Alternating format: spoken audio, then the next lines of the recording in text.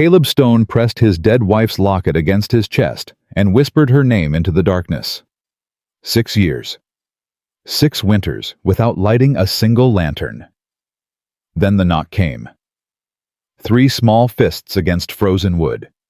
He didn't move. The knock came again. And a voice, tiny, shaking, desperate, cut through the silence like a blade. "Please, mister. Mama's bleeding. Mama can't breathe. Please." Caleb's hand trembled on the door handle. The last time he'd opened this door to help someone, he'd buried his wife and daughter 3 days later. If this story touches your heart, subscribe to our channel and stay until the very end. Drop a comment telling us which city you're watching from. We'd love to see how far this tale travels across the world. Silver Creek, Montana Territory. Midwinter, 1883. The knock came at midnight. Caleb Stone sat in the dark, same as every night for 6 years. No fire in the hearth, no lamp by the window, just him, a bottle of whiskey he hadn't touched, and the ghosts that kept him company. 3 knocks. Small, weak, desperate. He didn't move. "Ain't nobody there?" he muttered to himself. "Just the wind." But the wind don't knock, and the wind don't cry. "Please." A child's voice, muffled by the door cracked by cold. "Please, mister. Is anyone home?" Caleb closed his eyes.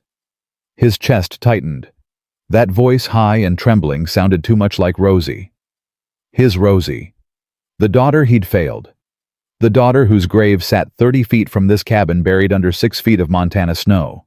The knocking came again, harder now, more urgent. "Mister, please. Mama needs help. Mama's hurt real bad." Caleb's jaw clenched. He gripped the armrests of his chair until his knuckles went white. "Don't open it. You open that door, you let the world back in. And the world took everything from you. Please." The voice cracked into a sob.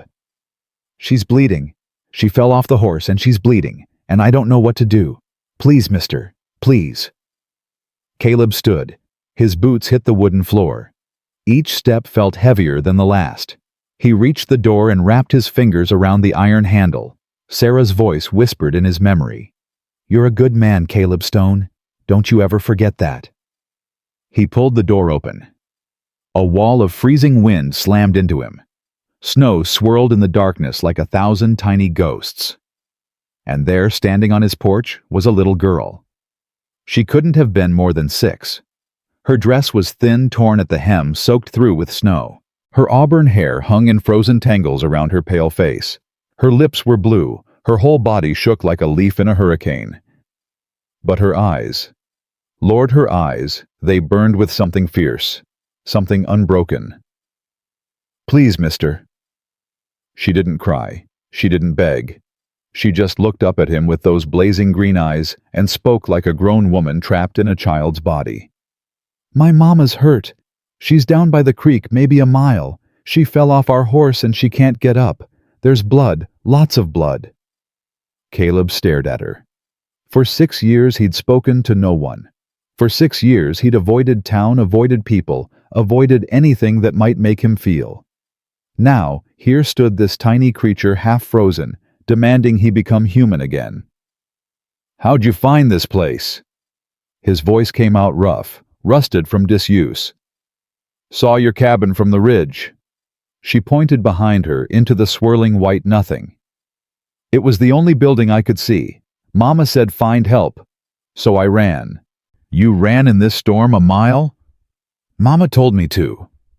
Caleb's throat tightened. This child had done what his own daughter never got the chance to do. She'd survived. She'd fought. She'd found help. He crouched down, bringing himself to her level.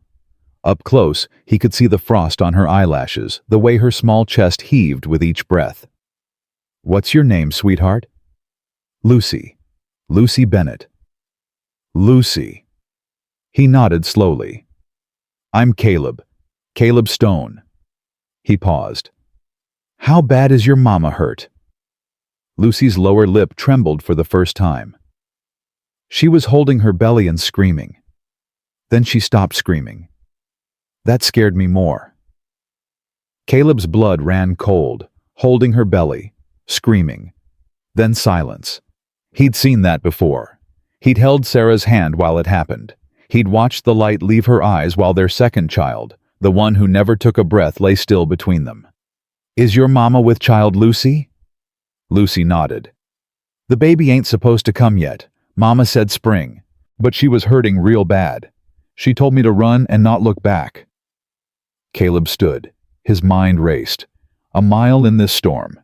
A pregnant woman injured, bleeding. In this cold she had maybe an hour. Maybe less. "Stay here," he said. "No." Lucy grabbed his sleeve with both hands. Her grip was surprisingly strong. "I ain't leaving, Mama. I'm coming with you." "You'll freeze out there." "I already walked a mile. I can walk another." Caleb looked down at her. At this fierce, impossible child who'd crossed through hell to knock on a stranger's door.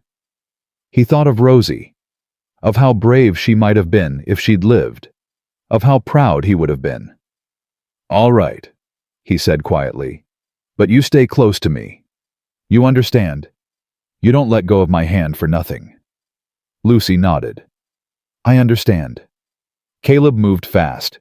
He grabbed his heaviest coat, the one he hadn't worn since Sarah's funeral, and wrapped it around Lucy's shivering frame. It swallowed her whole, dragging on the floor, but at least she'd be warm. Then he turned to the corner of the cabin, to the old chest he hadn't opened in 6 years. His hands hesitated on the lid. Inside was the lantern, the storm lantern he'd carried the night Sarah died, the one he'd sworn he'd never light again. "Mr. Caleb." Lucy's voice was small. "We gotta hurry." Caleb opened the chest.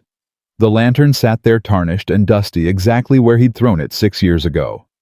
Beside it lay Sarah's shawl and Rosie's favorite doll, a rag doll with button eyes and a stitched smile. He took the lantern. His hands shook as he filled it with oil. Shook harder as he struck the match. The flame caught. Amber light spilled across the room. For the first time in 6 years, Caleb Stone's cabin wasn't dark. Lucy watched him with those ancient eyes. "That's real pretty, mister." Caleb couldn't speak. He just nodded and took her hand. They stepped out into the storm. The snow came at them sideways. Wind howled like something wounded, something angry. Caleb held the lantern high with one hand and Lucy's fingers tight with the other. "Which way?" he shouted over the wind. Lucy pointed. "That way, past those big rocks." They pushed forward. Each step was a battle. Snow piled up to Caleb's knees, and Lucy nearly disappeared into the drifts beside him. He ended up lifting her onto his back, her small arms wrapped around his neck, her face pressed against his shoulder. "You doing okay back there?" he called. "I'm okay." Her voice was muffled but steady. "Just find Mama." Find Mama. 3 words, simple words. But they hit Caleb like a fist to the chest. How many times had Rosie said those same words, "Where's Mama, Papa, I want Mama?" And he'd had to tell her, had to watch her face crumble when she learned the truth, had to hold her while she cried herself to sleep night after night until the fever took her too. "Mr. Caleb," Lucy's voice cut through his thoughts. "You're crying." Caleb wiped his face with the back of his hand. "Just the wind, sweetheart. Just the cold. Mama cries sometimes too. When she thinks I'm sleeping, I hear her." Caleb didn't respond. He just kept walking. They found Clara Bennett 20 minutes later. She lay in a shallow hollow by the frozen creek, half buried in snow. Her dark hair spread around her like a halo, stiff with ice. One hand clutched her swollen belly. The other lay limp at her side. "Mama!" Lucy scrambled off Caleb's back and ran to her mother. "Mama, wake up, I brought help." Caleb dropped to his knees beside them.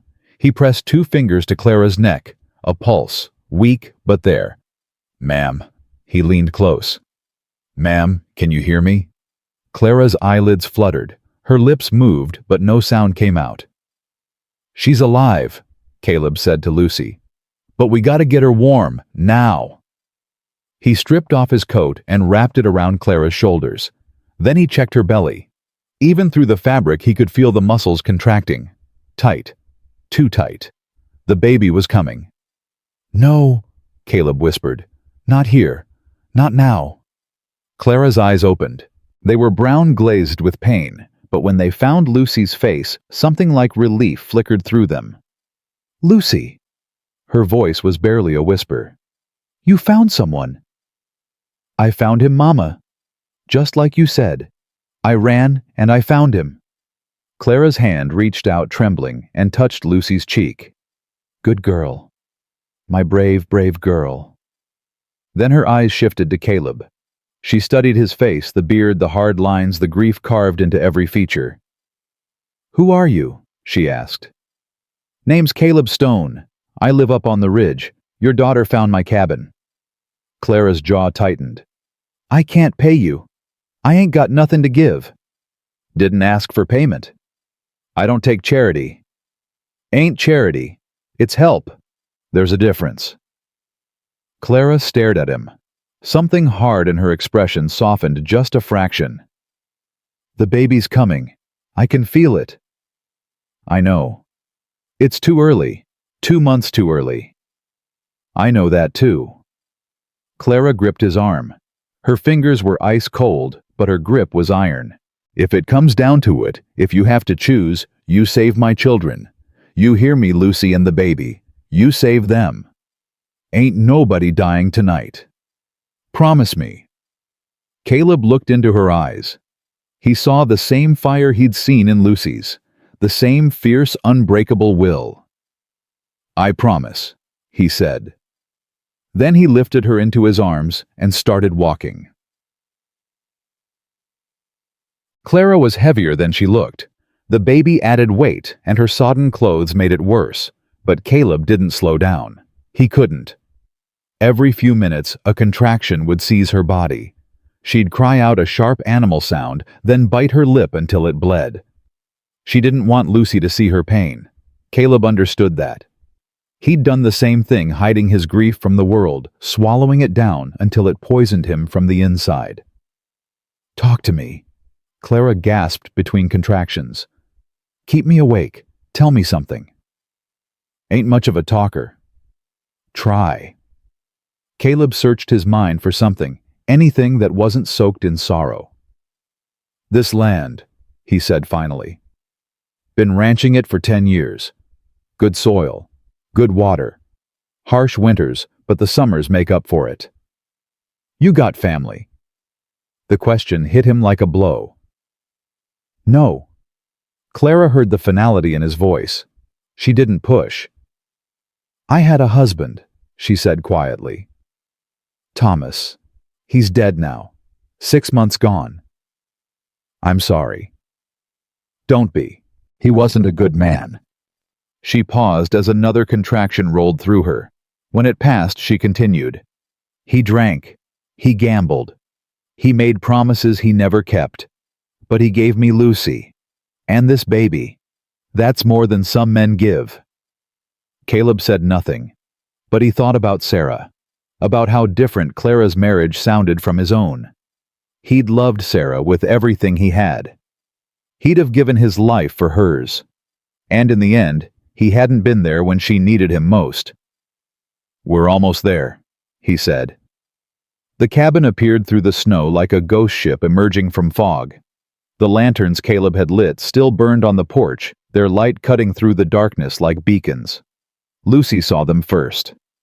"Look, Mama, lights." Clara's head lifted weakly. When she saw the cabin, tears streamed down her cheeks. "Thank God." Caleb carried her inside and laid her on the kitchen table, the only surface long enough and sturdy enough for what was coming. He grabbed every blanket he owned and piled them beneath her. "Lucy," he said, keeping his voice calm, "I need you to be brave for a little while longer. Can you do that?" Lucy stood straight. "I can do that." "Good girl. I need hot water. There's a kettle by the stove. Fill it from the bucket in the corner. Can you lift it?" "I think so." "If it's too heavy, just holler. And grab those clean cloths from the shelf, the white ones." Lucy nodded and ran to the stove. Caleb turned back to Clara. Another contraction seized her, and this time she screamed a raw, guttural sound that echoed off the cabin walls. "I know it hurts," Caleb said. "But you gotta breathe. Deep breaths. In through your nose, out through your mouth." "You done this before?" Clara gasped. Caleb paused. "Yes, once. And it killed the woman I loved." "I know what I'm doing," he said. Clara searched his face. Whatever she saw there made her nod. "Okay, I trust you." Those 3 words hit Caleb harder than anything had in 6 years. "I trust you." Sarah had said the same thing. "I trust you, Caleb. You'll take care of us." And he'd failed her. Failed them both. But not tonight. Tonight, he would not fail. Oh. The labor lasted 4 hours. 4 hours of screaming and blood and fear. 4 hours of Clara fighting with everything she had. 4 hours of Lucy holding her mother's hand and whispering stories about horses with wings and lakes in summer. And 4 hours of Caleb Stone doing something he thought he'd never do again. Living. He talked Clara through each contraction. He held her hand when the pain got too bad. He wiped the sweat from her forehead and told her she was strong, stronger than anyone he'd ever met. When the moment came, when the baby finally crowned, Caleb's hands were steady. "One more push," he said. "Give me one more, Clara. You can do this." Clara screamed, and then silence. For one terrible heartbeat, there was no sound, no cry, nothing. Caleb held the tiny body in his hands. A girl. Small, too small, covered in blood. She wasn't moving. "Why ain't she crying?" Clara's voice was wild with panic. "Caleb, why ain't she crying?" Caleb cleared the baby's mouth, rubbed her back. Nothing. He remembered what Doc Whitmore had done years ago when a calf came out stillborn. He tilted the baby forward, supporting her head, and gave her back a firm thump. Nothing. Another thump. And then a cough, a sputter, and a cry. High and thin and so beautiful, it made Caleb's chest crack open. "She's alive!" His voice broke. "Clara! She's alive!" Clara sobbed. Lucy sobbed. Even Caleb, who hadn't cried since Sarah's funeral, felt tears streaming down his face. He wrapped the baby in the softest blanket he owned, the one he'd been saving for 6 years, the one meant for a child who never lived, and placed her on Clara's chest. "She's beautiful," Clara whispered, her fingers tracing the baby's tiny face. "She's so small, but she's beautiful." Lucy climbed onto the table and curled up beside her mother. "What's her name, Mama?" Clara looked at Caleb. "What was your wife's name?"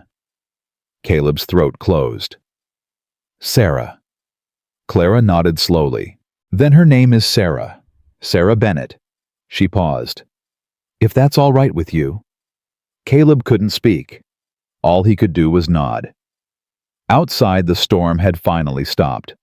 The first gray light of dawn crept through the window, touching the cabin with gold. And for the first time in 6 years, Caleb Stone stood in a room filled with light and life, and the sound of a baby's cry. He was still broken, but maybe, just maybe, he was finally starting to heal. Clara woke to the sound of a baby crying. For a moment she didn't know where she was. The ceiling above her was unfamiliar. The blankets smelled like cedar and dust. Then memory flooded back, the fall, the blood, the storm, the man with grief carved into his face. She turned her head and found baby Sarah nestled in a basket beside her fists, waving mouth open in hungry protest. "Easy now, little one." Clara reached for her daughter, wincing at the pain that shot through her body. "Mama's here." "Don't move too fast." Caleb's voice came from across the room. He stood by the stove, stirring something in a pot. "You lost a lot of blood.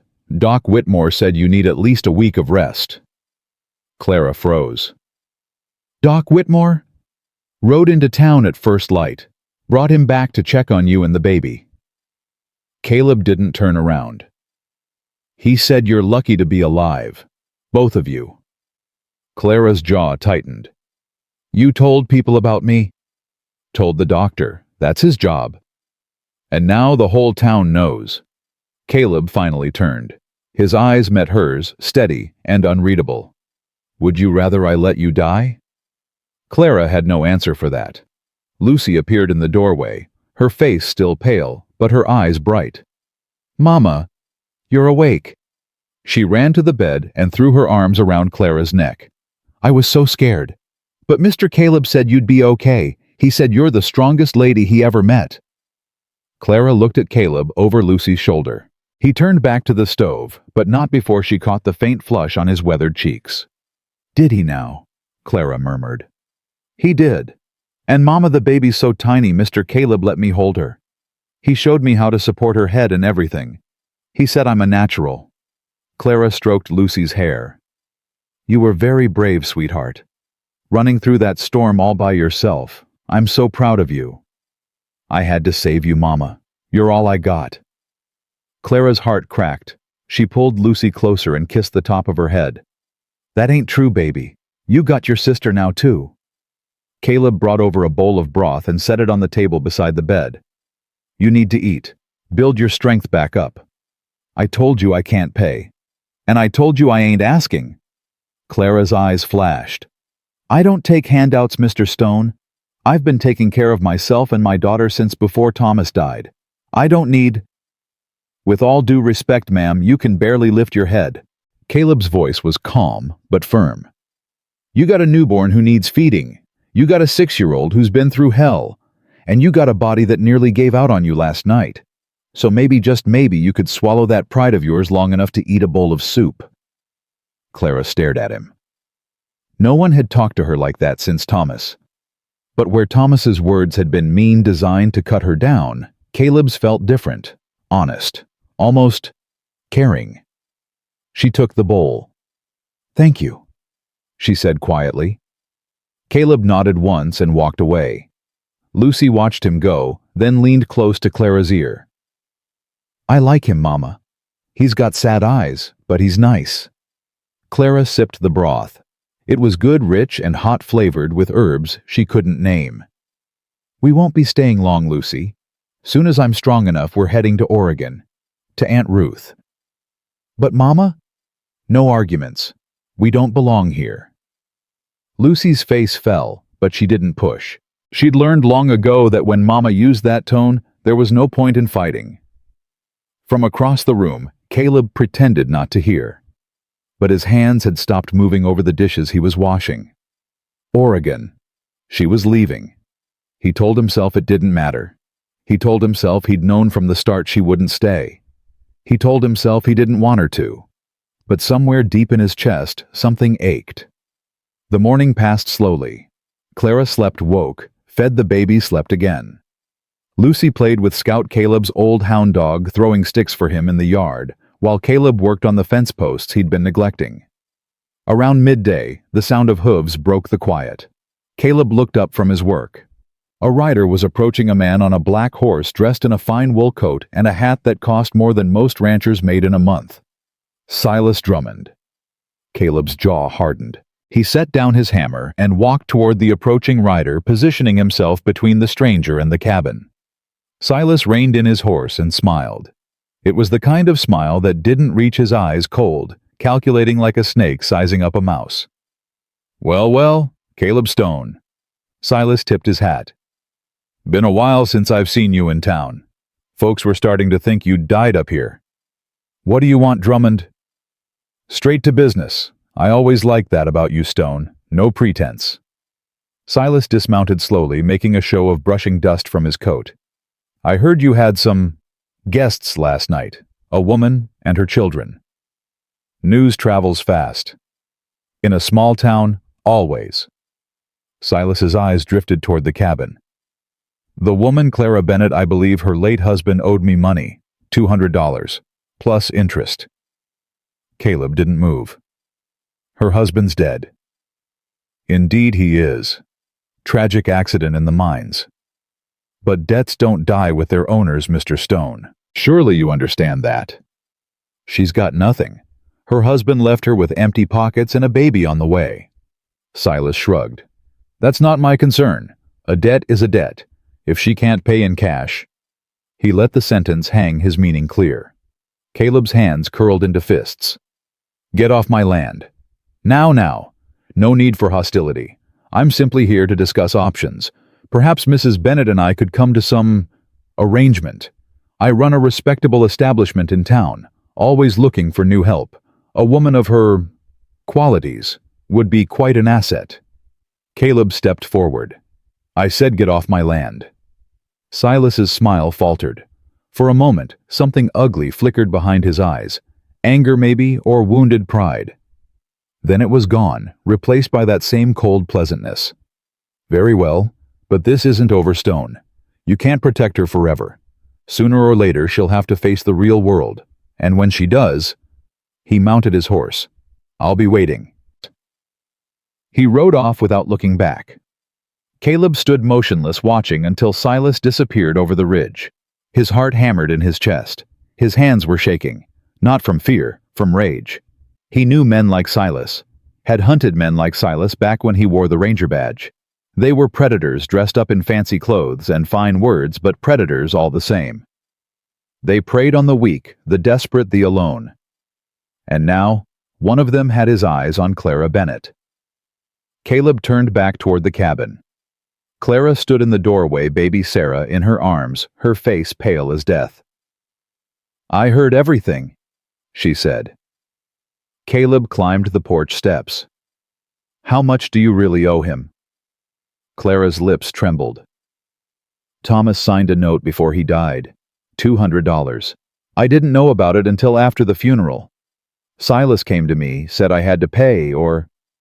She couldn't finish. Or what? Or work it off. In his saloon. Clara's voice broke. I packed up everything that same night. Sold what I could. It wasn't enough. I was heading to Oregon to my sister's place when the storm hit. I thought if I could just get far enough away. You can't run from men like Silas. Trust me, I've seen it before. They got long arms and longer memories. Clara's chin lifted. Then what do you suggest, Mr. Stone? I ain't got $200. I ain't got $2. Everything I own in this world is the dress on my back and 2 children who need me alive. Caleb was quiet for a long moment. Then he said, Stay. Clara blinked. What? Stay here. Until you're strong enough. Until the baby's strong enough. Until we figure out how to handle Drummond. I told you I don't take charity. It ain't charity. Caleb's voice was rough. It's strategy. You leave now, weak as you are, with a newborn and a 6-year-old in the middle of winter. You won't make it 50 miles. Silas knows that. He's counting on it. He wants you desperate, wants you crawling back to him with no other choice. Clara stared at him. Why do you care? You don't know me. You don't owe me nothing. Caleb met her eyes. For a moment his mask slipped, and she saw the grief underneath, raw and deep and unhealed. 6 years ago, I wasn't there when my family needed me. They died because I wasn't there. I can't change that. I can't bring them back. He paused. But I can be here now. For you. For your girls. That's all I got to offer. Clara's eyes filled with tears. She tried to blink them away, but they fell anyway, streaming down her cheeks. I don't understand you, Caleb Stone. Makes 2 of us, ma'am. They stood there on the porch, the winter wind cutting between them, baby Sarah fussing softly against Clara's chest. And something shifted, something neither of them had words for, but both of them felt. Clara wiped her face with the back of her hand. 1 week. I'll stay 1 week, until I'm strong enough to travel. Then Lucy and I are going to Oregon. Caleb nodded. Fair enough. But even as he said it, he knew 1 week wouldn't be enough, not for her to heal, and not for him to let her go. The days blurred together. Clara spent most of the first 3 days in bed, her body slowly mending from the trauma of the birth. Baby Sarah was small but fierce. She cried loud and nursed strong and refused to be ignored.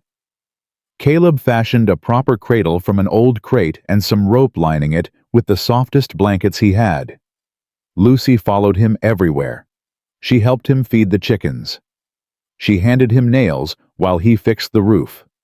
She sat beside him in the evenings while he carved small wooden horses from scraps of pine. "That one's for Sarah," she announced, pointing to the smallest horse. "And that one's for me, and that big one's for Mama." Caleb smiled. It felt strange on his face, like a muscle he hadn't used in years. "What about me? Don't I get a horse?" Lucy considered this seriously. "You got a real horse. You don't need a wooden one." "Fair point. Mr. Caleb." Lucy's voice went quiet. "Can I ask you something?" "Go ahead." "Why don't you got any pictures? Mama says homes should have pictures. Of family and things. But your walls are empty." Caleb's hands stilled on the wood. "I used to have pictures. I took them down." "How come?" "Because looking at them hurt too much." Lucy was quiet for a moment. Then she reached over and put her small hand on his arm. "Mama says sometimes things hurt because they mattered, and things that matter are worth remembering even when it's hard."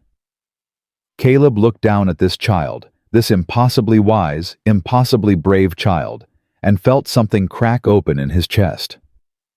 "Your mama's a smart woman," he said. "I know." Lucy grinned. "I tell her that all the time, but she don't believe me."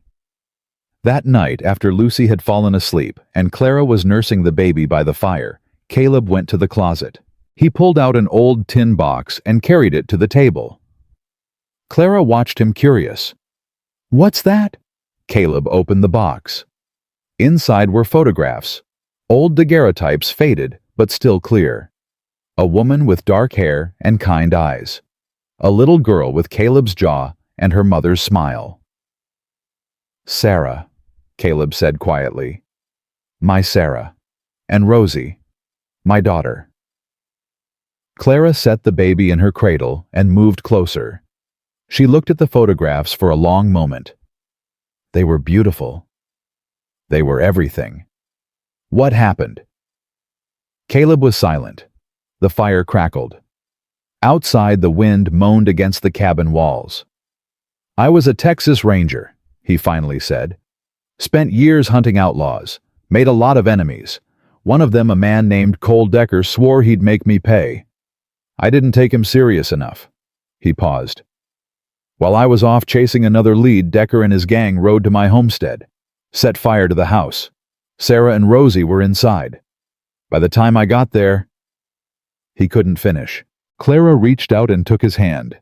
Her fingers were warm against his cold skin. "That wasn't your fault."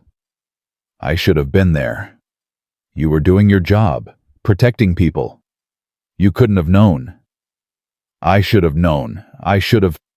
His voice broke. He pulled his hand away and stood turning his back to her. "I quit the Rangers that same week. Bought this land. Built this cabin. And I've been here ever since.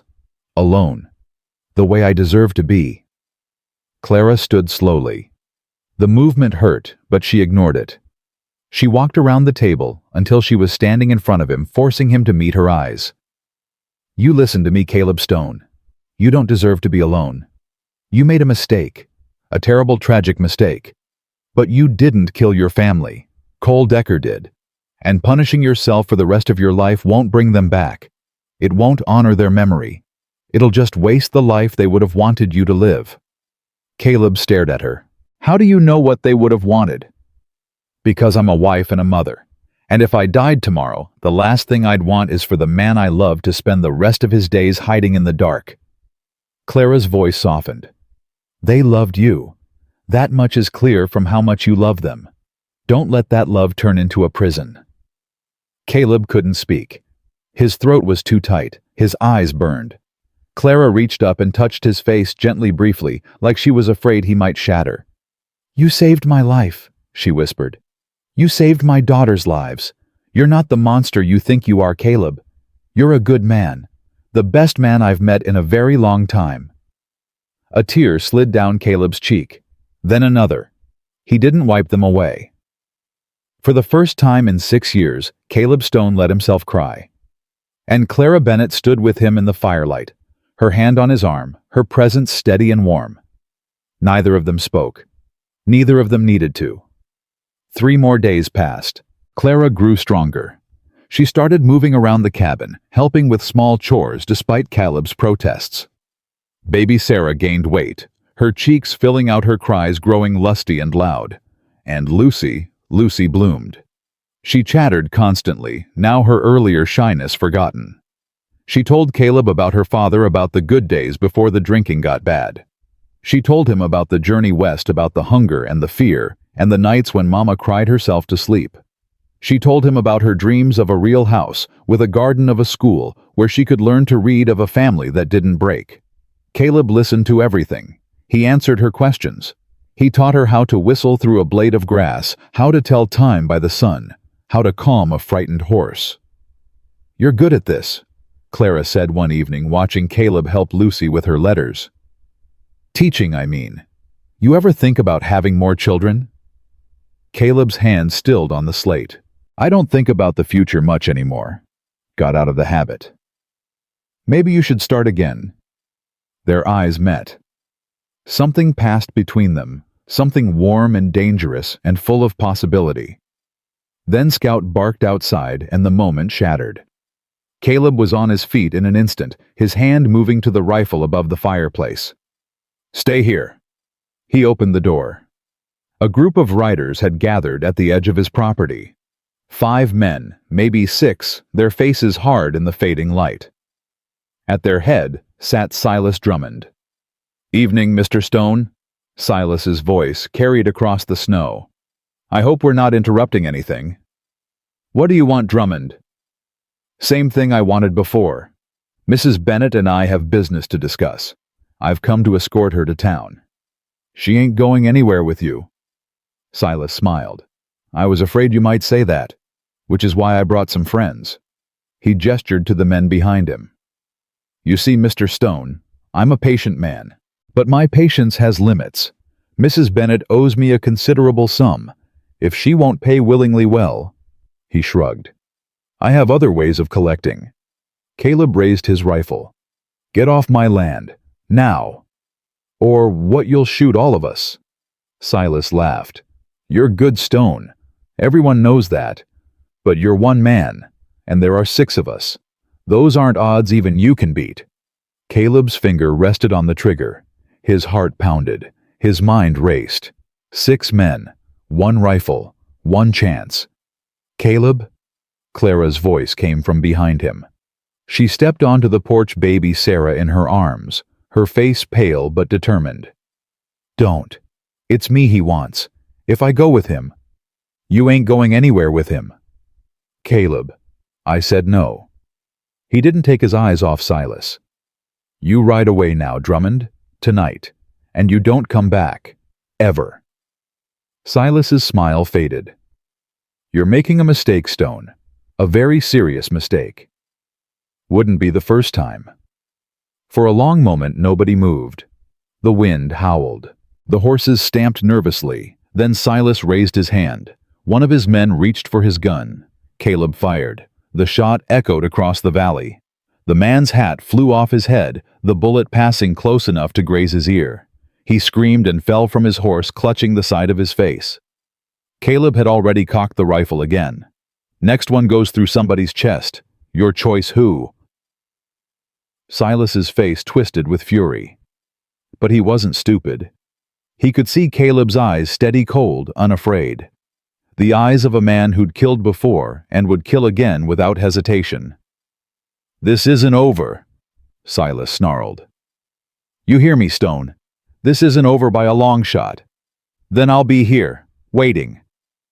Silas wheeled his horse around and galloped off into the darkness, his men scrambling to follow. Caleb stood motionless until they disappeared. Then his shoulders sagged. The rifle slipped from his hands, clattering against the porch. Clara rushed to him. "Caleb! Caleb! Are you hurt?" He shook his head. "I'm fine."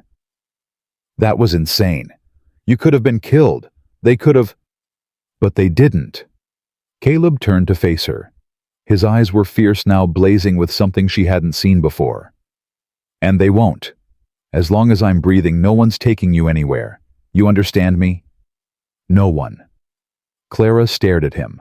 Her heart raced. Her hands trembled. Why? She whispered. Why are you doing this? You barely know me. Caleb reached out and brushed a strand of hair from her face. His touch was gentle, impossibly gentle for hands that had just held a rifle. I reckon that's changing, he said quietly. Day by day. Clara felt tears threaten again. She blinked them back. I don't know what to say. Don't say anything. Just stay. A little longer. Let me figure this out. Clara looked back at the cabin. Through the window, she could see Lucy's face pressed against the glass, watching them with wide eyes. She turned back to Caleb. Okay, she said. I'll stay. The news spread through Silver Creek like wildfire.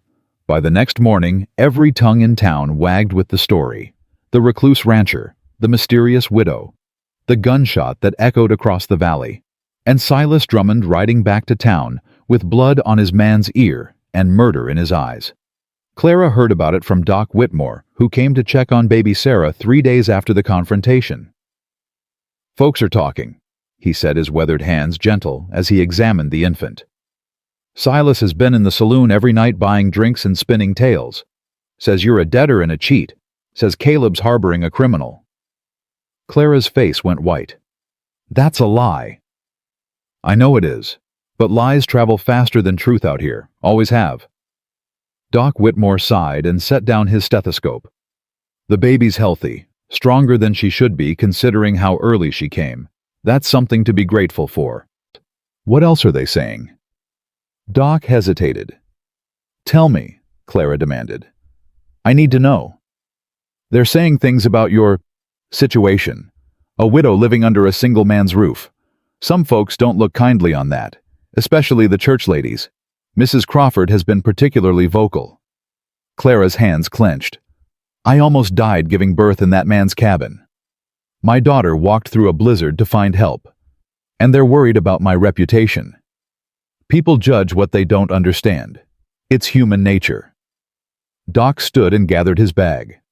My advice, come into town. Show your face. Let folks see you're not what Silas is painting you to be. And if they don't believe me, then at least you tried. After Doc left, Clara found Caleb in the barn brushing down his horse. She watched him for a moment, the way his hands moved slow and steady, the way his shoulders carried tension he never spoke about. We need to go to town, she said. Caleb didn't turn around. No. Caleb. I said no. Town's not safe. Silas has got people on his side now. Walking in there would be walking into a hornet's nest. And hiding up here. What does that accomplish? Clara stepped closer. Every day we stay silent. Silas wins. He controls the story. He makes me the villain and himself the victim. I won't let that stand. Caleb finally turned. His jaw was tight, his eyes hard. You think I care what those people say I stopped caring 6 years ago? Well, I care. Lucy cares. She has to grow up in this territory. I won't have her walking into a town that thinks her mama's a whore and a thief. The word hung in the air between them. Caleb's expression shifted from anger to something else, something protective and fierce. Nobody's going to think that about you, he said quietly. They already do. Doc told me. The whole town's buzzing with it. Clara's voice cracked. I've survived a lot, Caleb. I survived Thomas. I survived poverty and hunger and a baby born in a stranger's cabin during a blizzard. But I will not survive my daughter being ashamed of me. That would break me. Caleb was silent for a long moment. Then he set down the brush and walked toward her. All right, he said. We go to town, tomorrow, together. Clara nodded. Together. But you stay close to me. You don't wander off, and if things go sideways, they won't. If they do, Caleb repeated firmly, you take Lucy and you run. You get back here, you pack what you can, and you ride for Oregon. Don't look back." Clara met his eyes. "What about you?" "I can take care of myself." "That's not what I asked." Caleb didn't answer, but something in his gaze softened just for a moment before the walls went back up. "Get some rest," he said. "Tomorrow's going to be a long day." The ride into town took 2 hours. Clara sat in the wagon with baby Sarah bundled against her chest. Lucy perched beside her, unusually quiet, her eyes fixed on the road ahead. Caleb rode alongside on his horse rifle resting across his saddle. None of them spoke. When Silver Creek came into view, Clara felt her stomach clench. She'd passed through this town once before, months ago, on her way west. It had seemed quaint then, harmless. Now it felt like enemy territory. People stopped and stared as the wagon rolled down Main Street. Women whispered behind their hands. Men tipped their hats, but their eyes were cold. A group of children ran alongside, pointing and laughing until their mothers yanked them away. "Mama," Lucy whispered, "why are they looking at us like that?" "Don't pay them any mind, sweetheart. Just hold your head up." "But—" "Head up, Lucy. That's what strong women do." Lucy straightened her spine and lifted her chin. Clara felt a surge of pride so fierce it almost brought tears to her eyes. They stopped in front of the general store. Caleb dismounted and helped Clara down from the wagon. "I'll get the supplies," he said. "You stay here with the girls." "No." Clara's voice was firm. "I'm coming in. They need to see me. They need to see I'm not hiding." Caleb hesitated, then nodded. "All right, but stay close." They walked into the store together. The conversation inside died instantly. 5 people stood frozen, staring the shopkeeper, his wife, 2 farmers, and an elderly woman Clara didn't recognize. "Morning," Caleb said flatly. No one responded. Clara stepped forward. "I need flour, sugar, and some cloth for diapers if you have it. Also, whatever medicine you've got for colic." The shopkeeper, a thin man with nervous eyes, glanced at his wife. She shook her head slightly. He cleared his throat. "We're running low on most things. Maybe try the next town." Clara's blood went cold. "I can see the flour right there on the shelf." That's spoken for. Prior order." "Really?" Clara's voice was dangerously calm. "And the cloth?" "Same situation." Lucy tugged at Clara's sleeve. "Mama, let's just go." But Clara didn't move. She looked around the room at the faces that wouldn't meet her eyes, at the lies they told themselves to feel righteous. "I know what you've heard about me," she said clearly. "I know Silas Drummond has been filling your ears with stories. But here's the truth. My husband left me with nothing but debts and a baby on the way. I was trying to reach my sister in Oregon when my horse threw me in the middle of a blizzard. My 6-year-old daughter walked a mile through that storm to find help, and the only person who answered was Caleb Stone." She paused, letting the words sink in. "He didn't ask for payment. He didn't ask for anything. He just helped. He delivered my baby when there was no time to fetch a doctor. He gave us shelter when we had nowhere else to go. And now you stand there and refuse to sell me flour because of rumors spread by a man who tried to force me to work in his saloon to pay my dead husband's gambling debts." Silence. The elderly woman spoke first. "Is that true about Silas?" "Every word." The woman looked at the shopkeeper. "Marcus, sell this woman what she needs." But Mrs. Crawford said, "I don't care what Agnes Crawford said. I've got eyes, and I can see a mother protecting her children. That's not a crime last time I checked." She turned to Clara. "I'm Widow Whitmore, Sam's mother. He told me about you, said you nearly died bringing that baby into the world." Clara nodded. "Your son saved my life, him and Caleb both." Widow Whitmore studied her for a long moment. Then she reached out and took Clara's hand. "Welcome to Silver Creek, Mrs. Bennett. Don't let the gossips run you off. Lord knows they've tried with plenty of others." The shopkeeper, shamed into action, began gathering Clara's supplies. His wife disappeared into the back room without a word. Clara turned to Caleb. For the first time since they'd entered, he almost smiled. "Told you she was brave," Lucy announced to no one in particular. Caleb chuckled. "That you did, sweetheart. That you did." They were loading the supplies into the wagon when Silas appeared. He emerged from the saloon across the street flanked by two of his men. His coat was immaculate, his boots polished, his smile sharp as a blade. "Well, well, Mrs. Bennet, I didn't expect to see you in town." He walked closer, hands clasped behind his back. "And looking so healthy. Motherhood agrees with you." Caleb stepped in front of Clara. "Keep walking, Drummond. Or what, you'll shoot me in the middle of Main Street in front of all these witnesses." Silas laughed. "I don't think so, Stone. You're reckless, but you're not stupid. Neither are you. So you know what happens if you take one more step toward her." Silas stopped.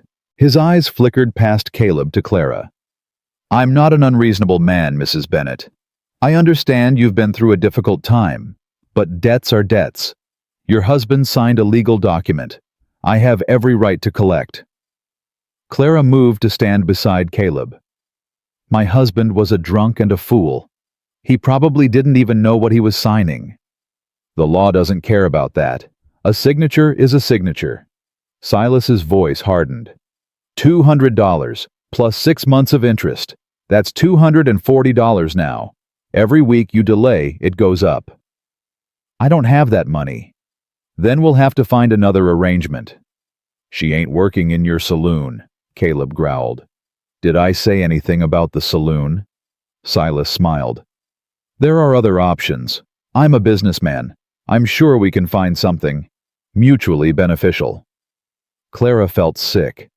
She knew exactly what he meant. The way his eyes traveled over her body made it clear enough. "I'd rather die," she said. "That can be arranged too." Caleb's fist connected with Silas's jaw before anyone could react. Silas stumbled backward, blood spraying from his split lip. His men lunged forward, but Caleb was already moving one punch to the first man's stomach, another to his throat. Both went down. "Caleb, stop!" Clara grabbed his arm. "Stop, this is what he wants." People were gathering now, spilling out of shops and houses drawn by the commotion. Someone shouted for the sheriff. Silas wiped blood from his mouth and laughed. "You just made a very big mistake, Stone. Assault, battery, in front of witnesses." He looked around at the crowd. "You all saw it. He attacked me, unprovoked." "That's not true," Lucy's voice rang out. "He said mean things to my mama. He deserved it." "Lucy, hush," Clara whispered. But Lucy wouldn't be silenced. She stepped forward, her small body trembling with rage. "He tried to make my mama work for him. That's what he does. My papa told me. He buys up debts and then he makes women do bad things. Everyone knows it." Murmurs rippled through the crowd. Shocked glances, uncomfortable shuffling. Silas's smile faltered. "The child is confused." "I ain't confused." Lucy's voice was steady now, fierce. "You're a bad man. Everyone pretends not to see it, but you are. And Mr. Caleb is good. He saved my mama. He saved my baby sister. He didn't ask for nothing. He just helped because that's what good people do." Silence. Then Widow Whitmore stepped forward. "The child speaks the truth. We've all known what Silas Drummond is for years. We just didn't have the courage to say it." Another voice joined hers, then another. People began to talk quietly at first, then louder. Stories emerged. Debts paid in ways that left women broken. Businesses ruined by unfair terms. Families driven out of town. Silas looked around, seeing the tide turning against him. His face twisted with fury. "You'll regret this," he snarled at Caleb. "All of you will regret this." He turned and stalked away, his men scrambling to follow. Clara let out a breath she didn't know she'd been holding. Her legs felt weak.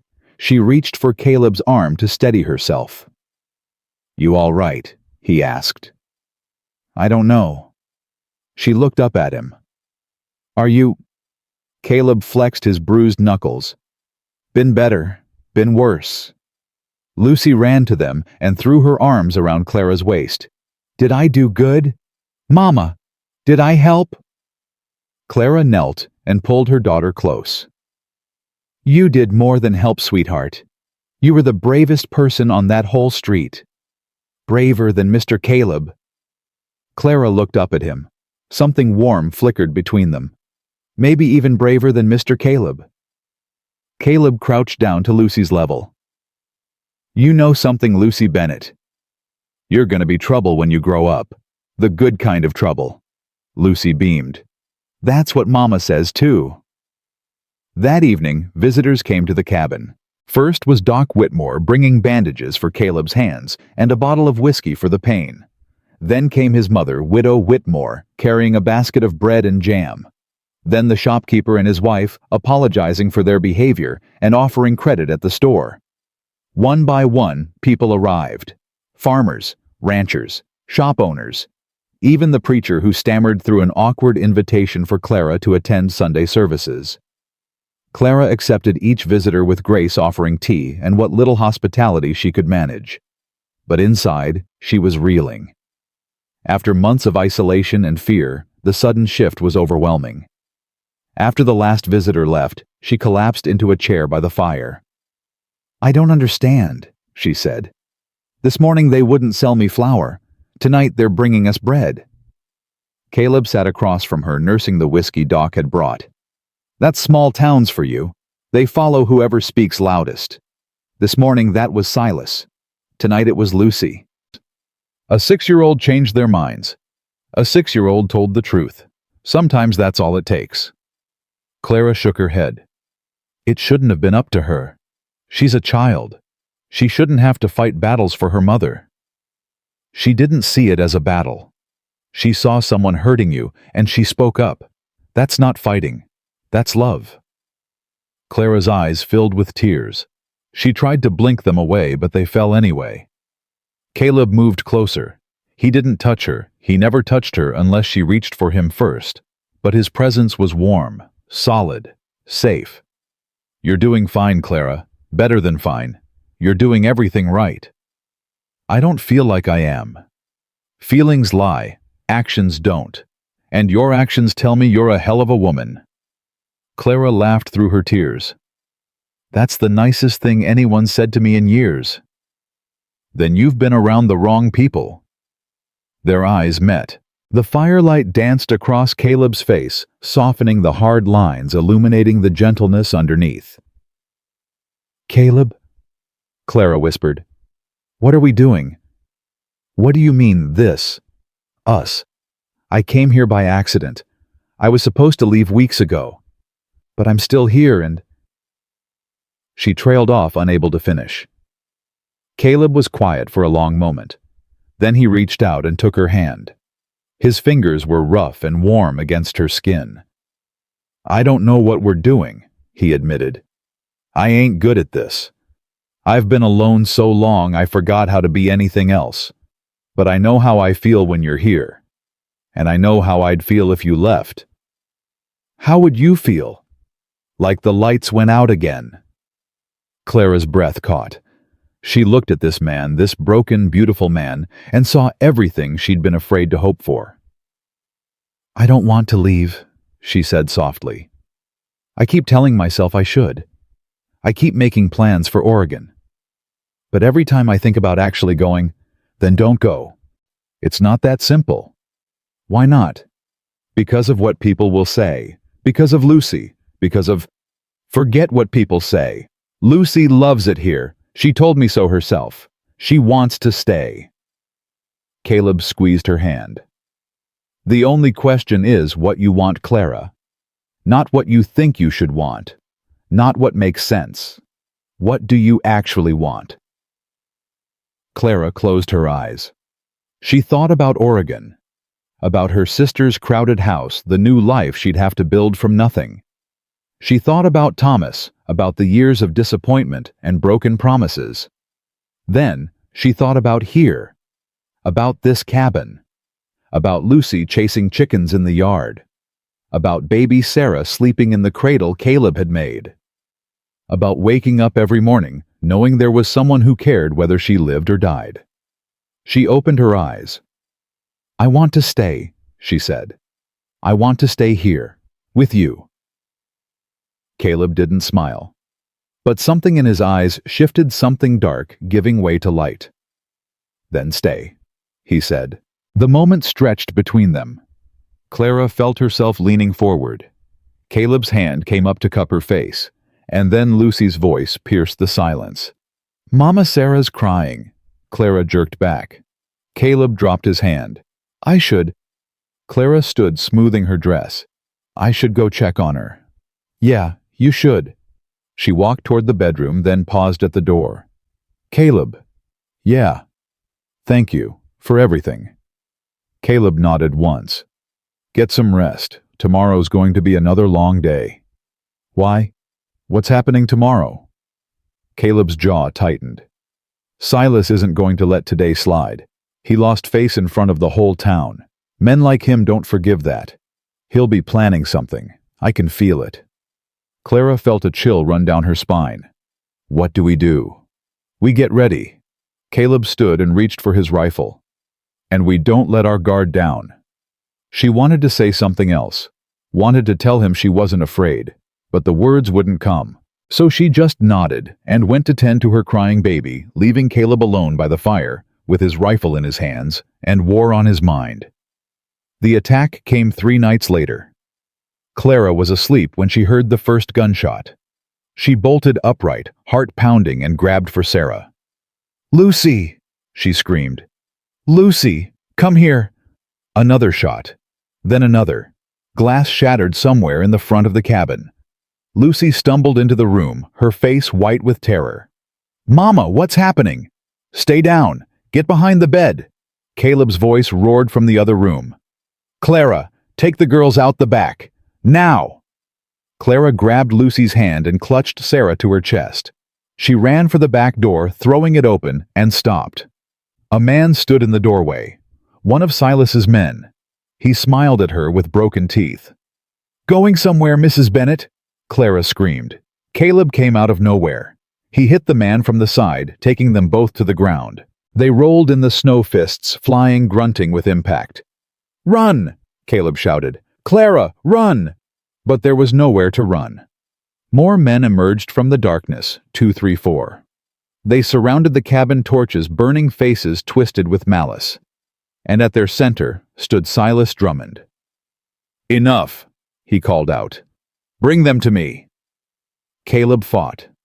God, how he fought. He took down 2 more men before a rifle butt caught him across the back of the head. He crumpled to the ground. "Caleb!" Clara screamed. Silas walked toward her, his boots crunching in the snow. He stopped a foot away and looked down at her with something like pity. "This could have been avoided," he said softly. "All you had to do was pay what you owed." "I don't owe you anything." "The law disagrees." Silas reached into his coat and pulled out a folded paper. "I took the liberty of visiting the territorial judge this morning. Showed him your husband's debt. Showed him the interest. He agreed that extreme measures were justified." Clara's blood ran cold. "What did you do?" Silas smiled. "I bought your debt, all of it. And when a debtor can't pay, the law allows the creditor to seize assets." He looked at the cabin. "This property should cover most of it. As for the rest—" His eyes traveled to Lucy. "Children can work too, in the right circumstances. You touch my daughter and I'll kill you." Bold words for a woman surrounded by armed men. Silas stepped closer. "Here's what's going to happen, Mrs. Bennett. You're going to sign over whatever claim you think you have to this land. Then you're going to come to town and work off the remainder of your debt. Your daughter will stay with you. I'm not a monster despite what people think. But you will work. And you will be grateful." Clara spat in his face. Silas wiped the saliva from his cheek. His expression didn't change. "I was hoping you'd see reason. Apparently not." He turned to his men. "Burn it." "No!" Clara lunged forward, but strong hands grabbed her arms. "Mama!" Lucy screamed. The men moved toward the cabin with their torches. And then a voice rang out across the valley. "Silas Drummond!"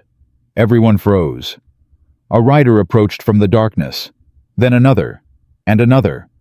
A dozen men on horseback rifles drawn, their faces grim in the torchlight.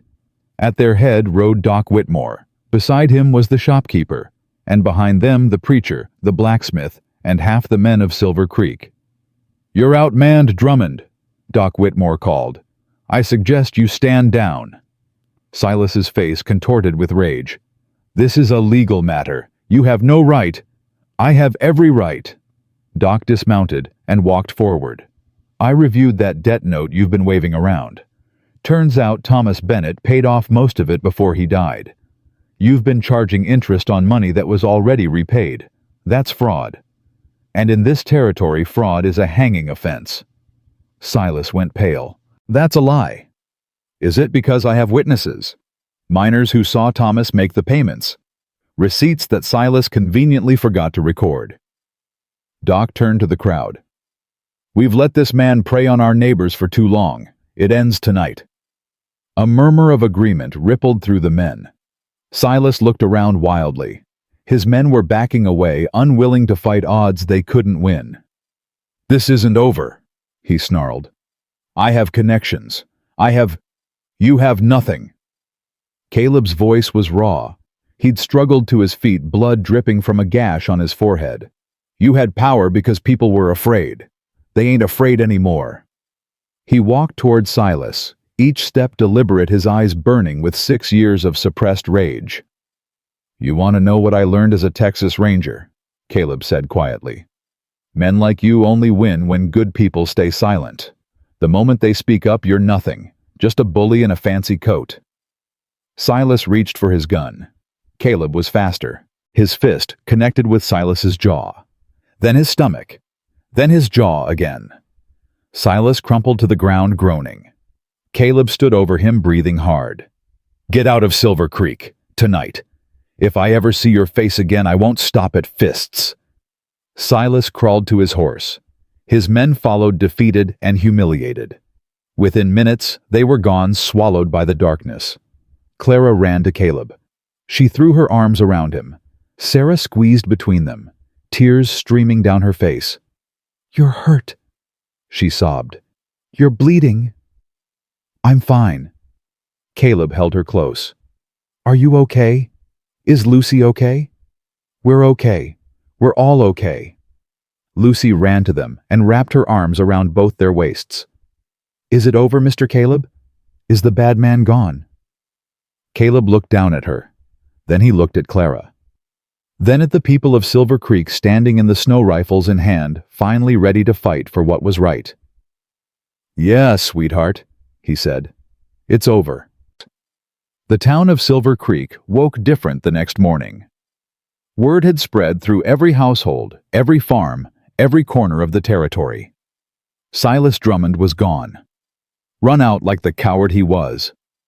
And the people who'd stood silent for years finally found their voices.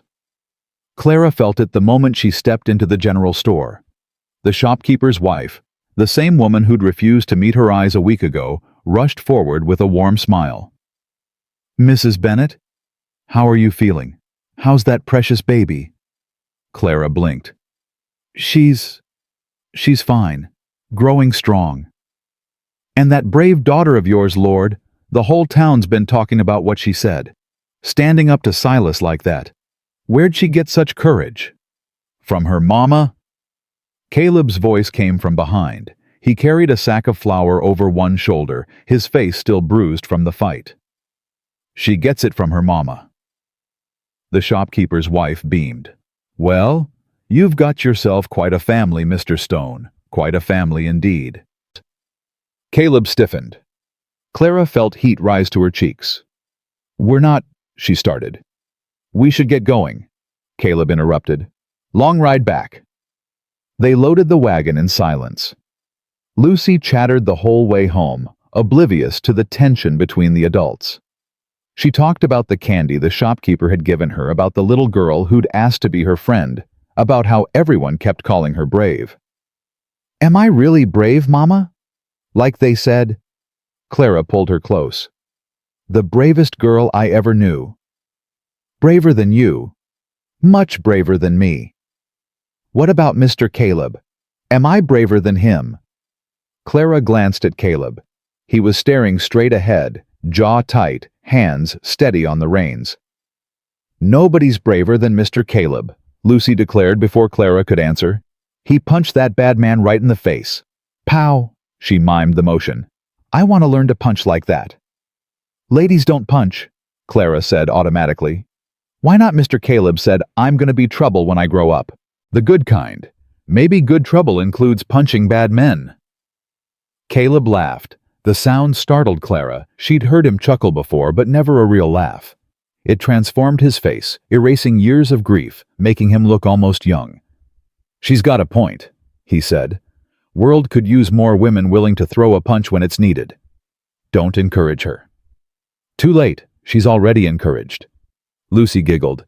"See, Mama, Mr. Caleb understands me." Clara shook her head, but she was smiling. For the first time in longer than she could remember, she felt something like hope. That night, after the children were asleep, Clara found Caleb on the porch. He sat in the old rocking chair, staring out at the darkness. A bottle of whiskey sat beside him untouched. His hands rested on his knees, still and quiet. "Can't sleep?" Clara asked. "Never could. Not since—" He trailed off. "You should be resting." "I could say the same to you." She settled into the chair beside him. "What are you thinking about?" "Nothing." "Liar." Caleb's lips twitched. "All right. I was thinking about what that woman said. In the store. About Lucy being brave. About us being a family." Clara's breath caught. "She didn't mean anything by it. People assume—" "I know what people assume." Caleb turned to look at her. "Question is, what do you assume?" "I don't understand." "Yes, you do." His voice was quiet but intense. "We've been dancing around this for weeks, Clara. Pretending we're just— what, strangers sharing a roof, friends? I don't know what we are, but I know what we ain't. We ain't nothing to each other. Not anymore." Clara's heart hammered. "Caleb, let me finish. I've been holding back because I figured you'd leave. Oregon, your sister, all that. Made sense to keep my distance. But you said you wanted to stay. You said it that night by the fire. And ever since then, I've been trying to figure out what that means." "What do you want it to mean?" Caleb leaned forward. "I want it to mean you're not going anywhere. I want it to mean that when Lucy calls this place home, she means it. I want it to mean that when I wake up tomorrow and the day after, and the day after that, you'll still be here." Clara felt tears prick her eyes. "That's a lot of wanting." "I've got 6 years of wanting stored up. Reckon I've earned it." She reached out and took his hand. His fingers curled around hers immediately, like they'd been waiting for permission. "I'm scared," she admitted.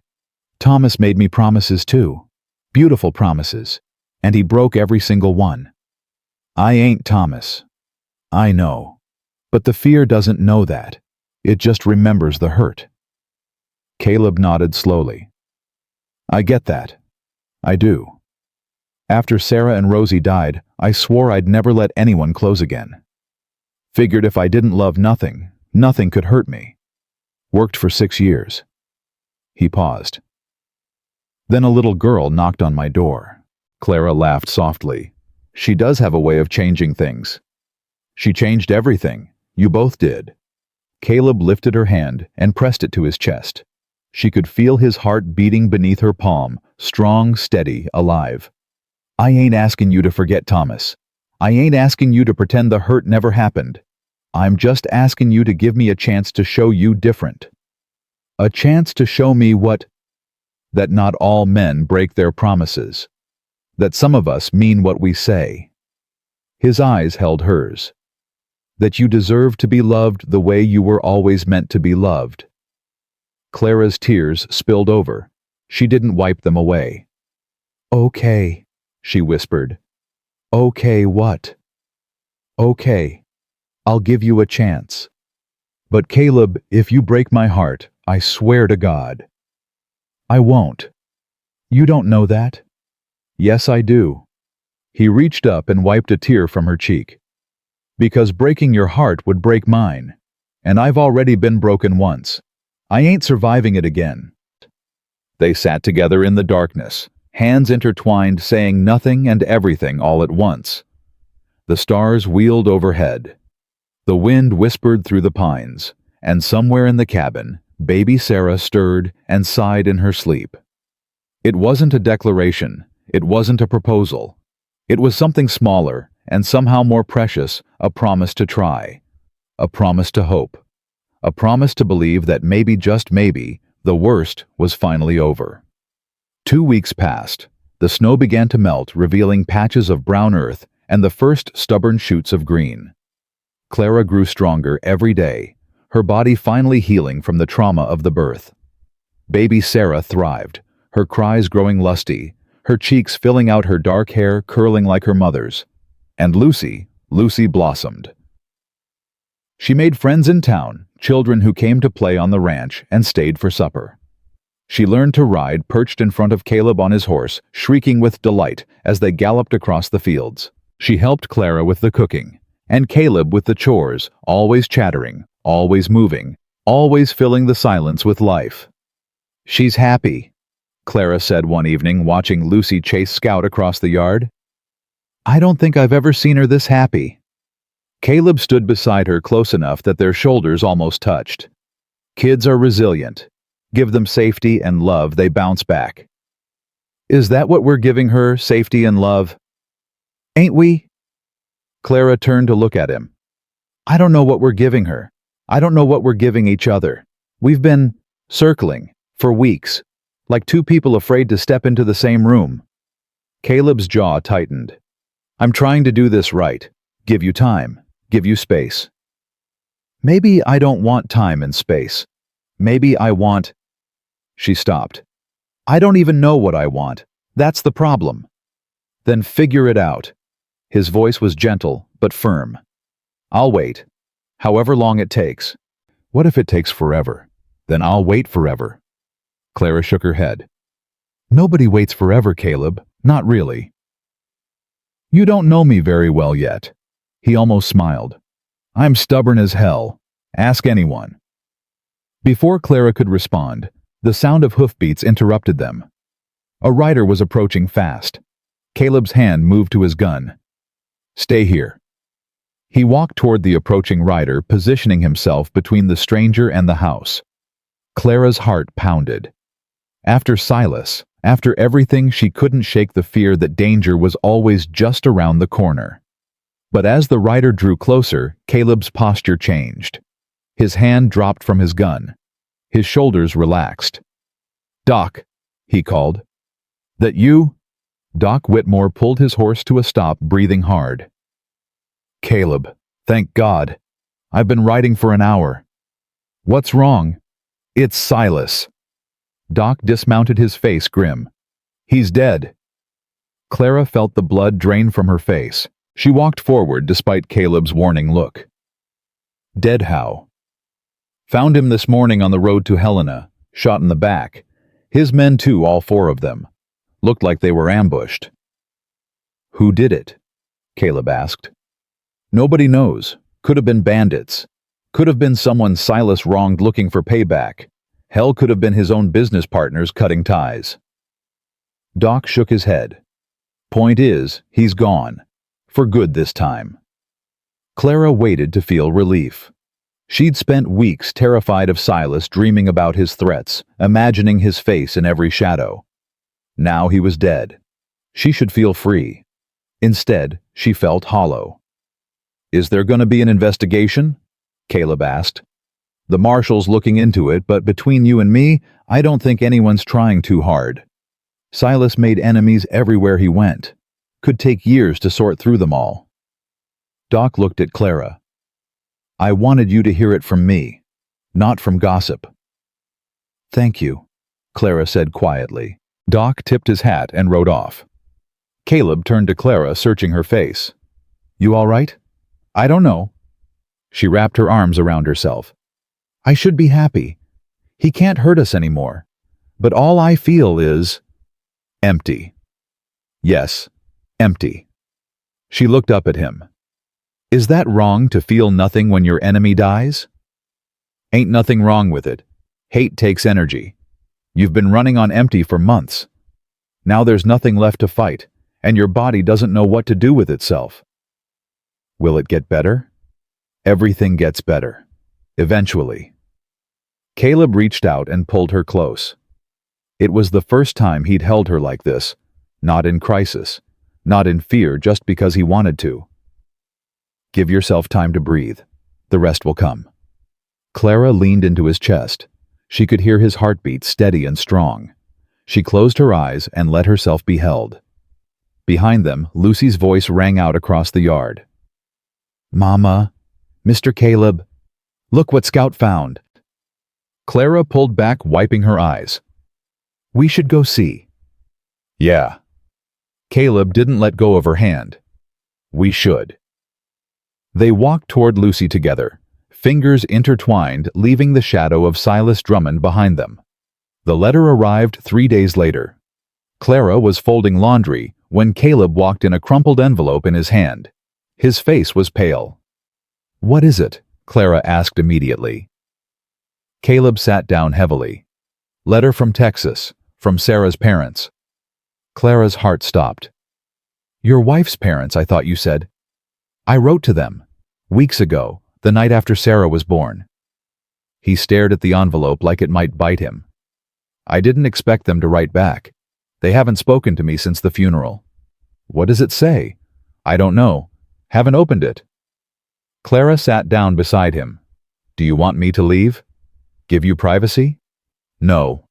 He grabbed her hand. Stay, please. She nodded.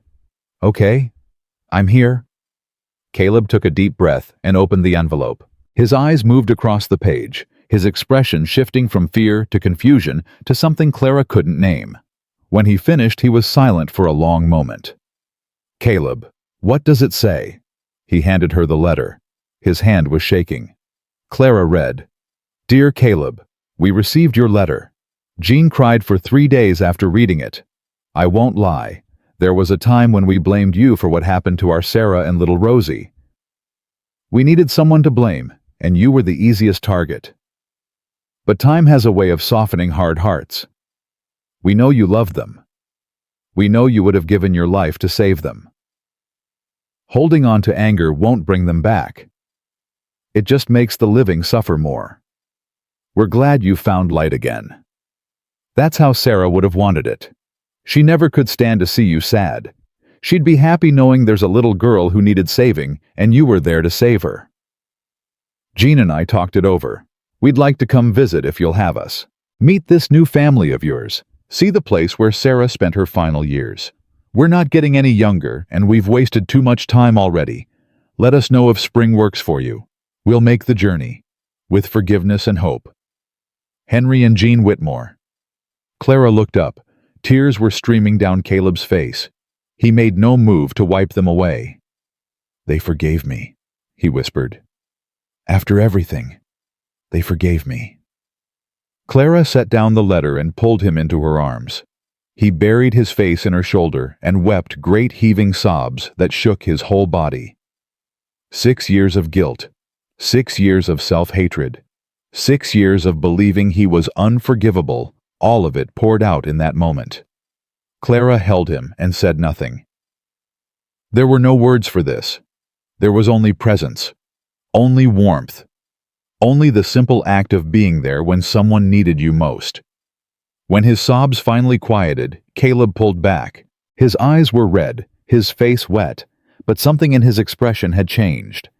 The shadows that always lurked there had lightened. I never thought... He swallowed hard. I was so sure they'd hate me forever. Grief makes people do strange things. Push away the ones they love most. Blame anyone but themselves. Clara cupped his face in her hands. But love's stronger than grief. It just takes time to remember that. You sound like you're speaking from experience. Maybe I am. She smiled softly. I blamed Thomas for everything after he died, the debts, the poverty, the fear. But the truth is, I stayed with him. I made choices too. Took me a long time to stop being angry and start being honest. What made you change? Clara thought about it. Lucy. Watching her mourn her papa, even though he wasn't a good man. She loved him anyway, and I realized if a 6-year-old can love imperfect people, what's my excuse? Caleb laughed. It was watery and broken, but real. That girl's too smart for her own good. Don't I know it? He took her hands in his.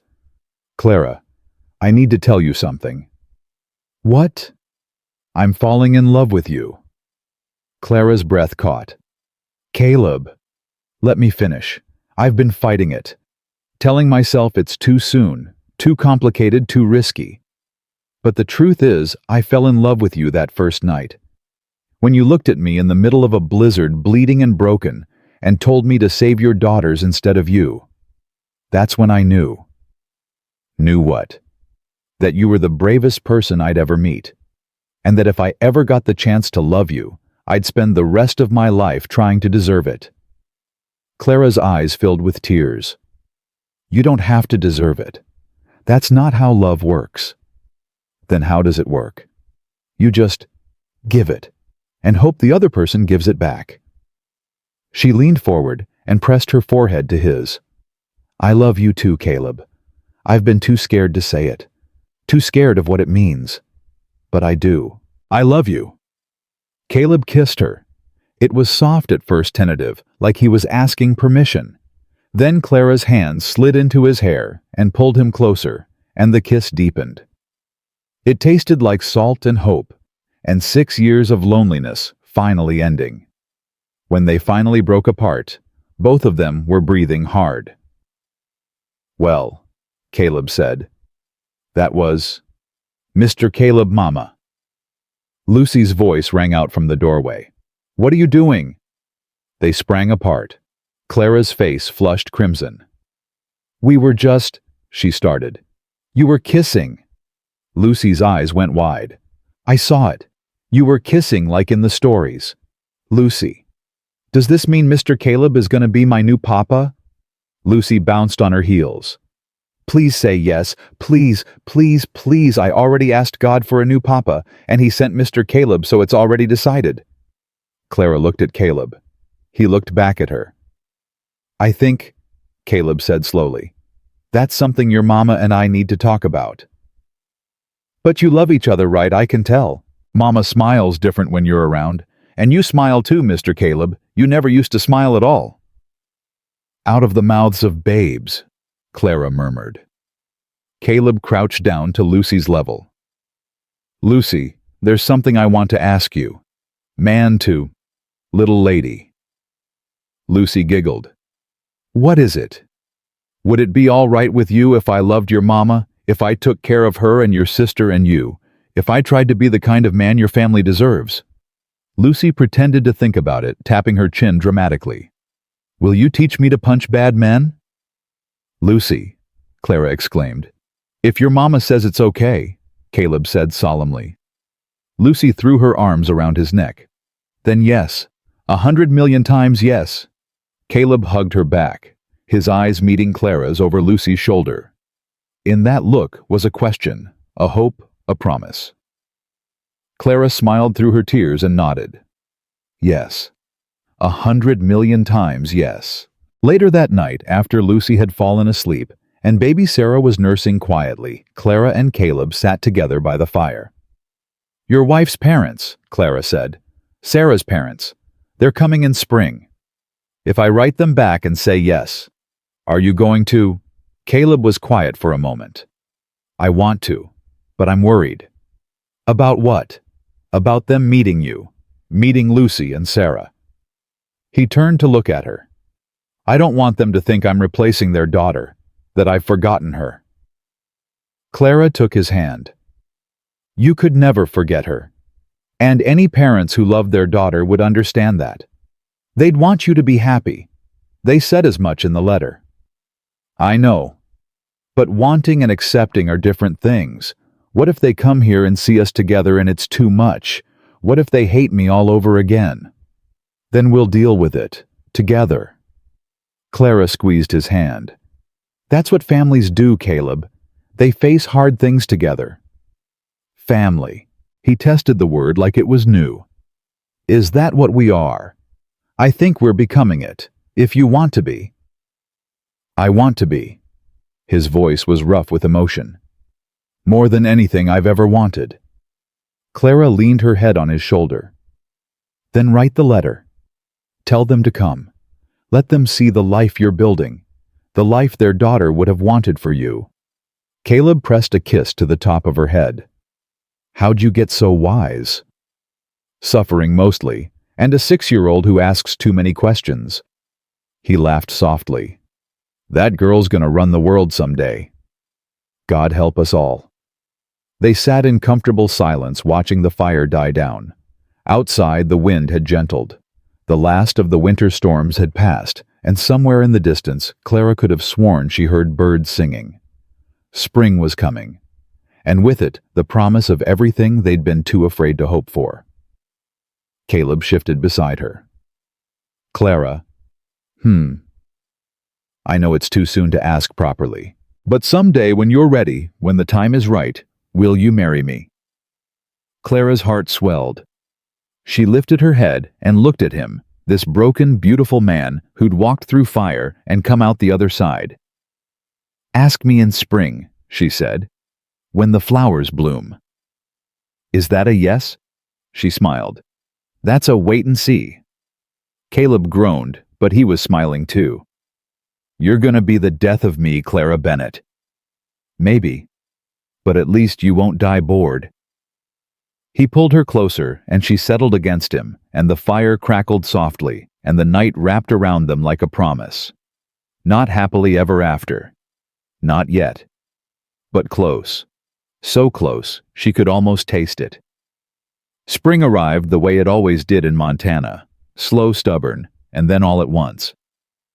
Clara woke to the sound of water dripping from the eaves.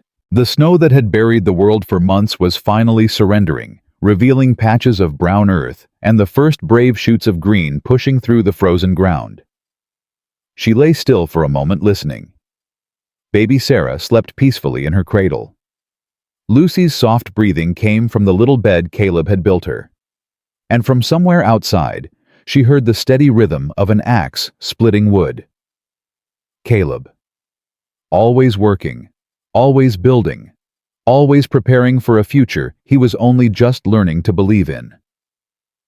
Clara rose quietly and wrapped a shawl around her shoulders. She found him behind the cabin surrounded by fresh-cut logs. His shirt was damp with sweat, despite the morning chill. His shoulders moved in that familiar rhythm lift, swing, crack. Lift, swing, crack. You're up early, she said. He didn't stop working. Lots to do. Henry and Jean arrive in 2 weeks. Need to fix the fence, repair the barn roof, build that extra room I promised Lucy. Caleb. Clara stepped closer. Look at me. He set down the axe. When he turned, she saw the fear in his eyes, the same fear he'd carried since the letter arrived. What if they don't like me anymore? His voice was rough. What if they come all this way and realize they can't forgive me after all? Then we'll deal with it, together. Remember. I remember. He ran a hand through his hair. I keep thinking about the last time I saw them. At the funeral. Jean wouldn't look at me. Henry shook my hand, but his eyes were dead. Like I'd killed his daughter myself. Clara took his face in her hands. That was 6 years ago. People change. You changed. Give them the chance to show you they've changed too. What if they haven't? Then at least you'll know. And knowing is better than wondering. Caleb leaned his forehead against hers. How'd I survive before you? Poorly, from what I can tell. He laughed despite himself. Fair point. Now come inside. Lucy's been asking when you're going to teach her to rope cattle. Apparently riding horses isn't exciting enough anymore. That girl's gonna give me gray hair? Too late. You've already got some. Caleb grabbed her around the waist and pulled her close. You making fun of me, Mrs. Bennett. Always Mr. Stone. He kissed her soft and sweet, like he had all the time in the world. When they broke apart, Clara was breathless. Spring, she reminded him. You said you'd ask me properly in spring. I remember. Well, she raised an eyebrow. The flowers are blooming.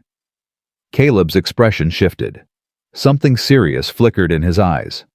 Tonight, I've got something planned. Should I be worried? Terrified, probably. Clara laughed and pulled away. I'll hold you to that. She walked back toward the cabin, feeling his eyes on her the whole way. Her heart raced with anticipation. Tonight, whatever that meant. The day passed in a blur of chores and laughter. Lucy helped Clara bake bread, covering herself in flour, and chattering endlessly about the friends she'd made in town. Baby Sarah took her first assisted steps, wobbling between Clara's hands, her face scrunched with determination. Look, Mama. She's walking, Lucy shrieked. Not quite walking yet, but almost. She's doing it. She's the smartest baby in the whole world. Clara laughed. You might be biased. What's biased? It means you love her so much you think everything she does is amazing. Lucy considered this. That's not biased. That's just true. Caleb appeared in the doorway, watching the scene with an expression Clara couldn't quite read. There was joy there, yes. But also something heavier. Something that looked almost like grief. Everything okay? She asked. He nodded slowly. Just thinking about Rosie. She was about Sarah's age when... He stopped. She would have been 11 now, almost grown. Clara's heart ached. Do you want to talk about her? Maybe later, tonight. He took a breath. I want to tell you everything tonight. About Sarah, about Rosie, about the life I had before, the life I lost. Is that okay? Of course it's okay. I've never told anyone, not really. But if we're going to do this, if we're going to be a family, you should know who I was, all of it. Clara crossed the room and took his hands. I already know who you are, Caleb. The rest is just history. History matters. Not as much as the future. He pulled her close and held her tight. Over his shoulder, Clara saw Lucy watching them with a knowing smile.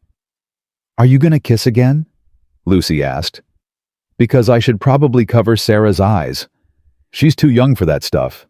Caleb laughed. Mind your own business, little miss. Kissing is my business. I'm invested. Invested? Where'd you learn that word? Doc Whitmore said it. He said everyone in town is invested in you two getting married. What's married? Clara choked. Caleb turned red. It's a... He looked at Clara helplessly. It's when two people love each other very much and decide to stay together forever, Clara said carefully. Lucy's face lit up. Like you and Mr. Caleb? We're not... Clara started. Yes, Caleb said firmly. Like me and your mama. Clara stared at him.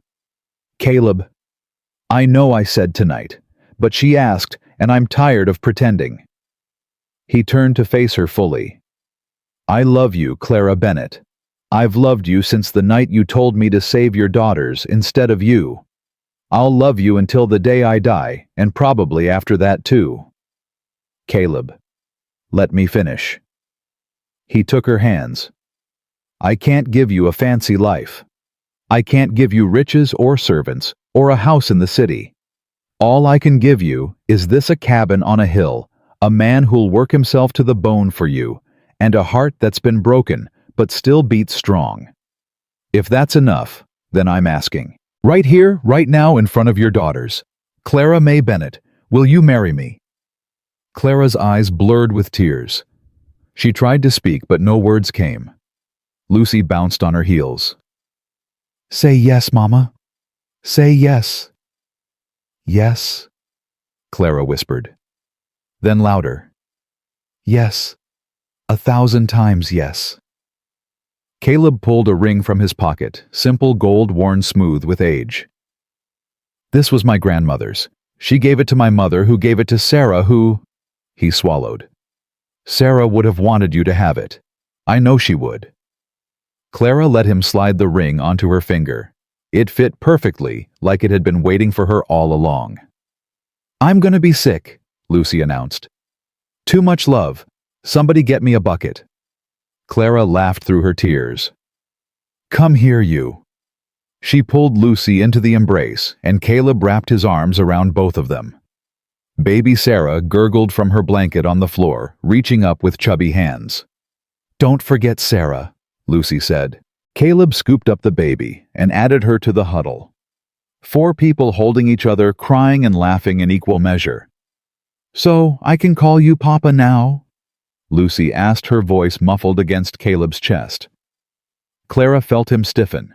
This was the moment, the one he'd been afraid of for weeks. Lucy, Clara started. Yes, Caleb said. His voice cracked. If you want to, you can call me Papa. Lucy pulled back and looked at him with those ancient knowing eyes. I've been wanting to for weeks, but Mama said I had to wait until you were ready. You've been waiting for me. Mama says patience is a virtue. I don't know what a virtue is, but I've been very patient. It was hard. Caleb laughed, a broken, beautiful sound. Tears streamed down his face. I don't deserve you, Lucy Bennett. I don't deserve any of you. That's silly. Lucy patted his cheek. Deserving isn't how love works. You just give it and hope people give it back. Mama told me. Clara caught Caleb's eye. He shook his head in wonder. She's been listening to everything, hasn't she? Everything, Clara confirmed. She's like a little sponge. A very smart sponge, Lucy corrected. The smartest sponge in Montana. Modest too, Caleb said dryly. What's modest? Something you'll learn about when you're older. Much older. The 2 weeks before Henry and Jean's arrival passed in a whirlwind. Caleb finished the extra room working through the night until his hands bled, and Clara forced him to rest.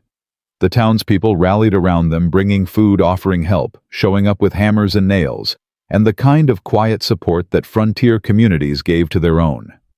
Widow Whitmore arrived one morning with a wedding dress. It was my daughter's, she said, pressing the silk into Clara's hands. She never got to wear it. Died of fever 3 days before her wedding. I've been saving it for someone who deserved it. Clara's eyes filled with tears. I can't accept this. You can and you will. The old woman's voice was firm. My daughter would have liked you. You've got spine. She admired that. Thank you, Clara whispered. I don't know how to thank you. Marry that man. Raise those children. Be happy. Widow Whitmore patted her hand. That's thanks enough. The night before Henry and Jean's arrival, Clara found Caleb standing at the 2 graves behind the cabin. She approached quietly, not wanting to intrude, but he heard her footsteps and reached back, taking her hand without turning around. I used to talk to them, he said. Every night for years. Told them about my day. Asked for their forgiveness. Begged them to send me a sign that they didn't hate me. Did they ever answer? Not in words, but... He turned to face her. The night Lucy knocked on my door, I'd been asking them what to do. Whether to keep living or just let go.